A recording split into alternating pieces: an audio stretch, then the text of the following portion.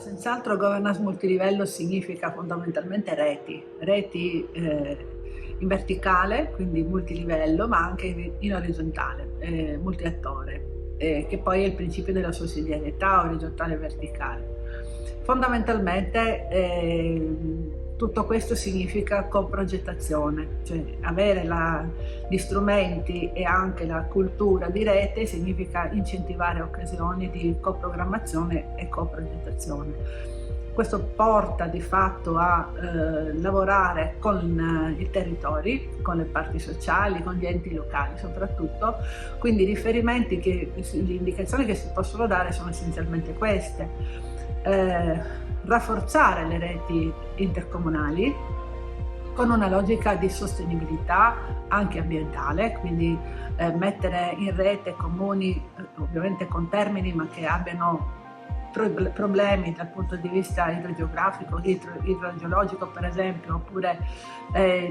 comunque ambientale e di sostenibilità diffusa. Questo significa superare anche i confini amministrativi, per esempio provinciali, ma anche regionali, perché ci sono problemi ambientali che vanno ben oltre i confini amministrativi, insomma. Ma per restare nel contesto veneto, questo significa però definire ambiti omogenei dal punto di vista ambientale, se no il tema della sostenibilità rimane periferico. Poi c'è il tema della sostenibilità istituzionale, cioè rafforzare soprattutto le capacità di lavorare in squadra da parte dei soggetti che operano nelle reti pubbliche, private e multilivello. Questo significa essenzialmente lavorare in maniera intersettoriale, quindi per politiche integrate, passando dalla logica settoriale a quella territoriale e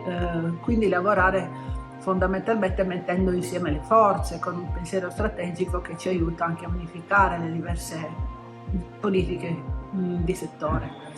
Terzo aspetto, non meno importante, è investire soprattutto sulla cultura di rete, quindi formare per trasformare, dico io, cioè formare le competenze specifiche del management di rete, che sono tecniche ma sono anche di quelle che si chiamano le soft skill,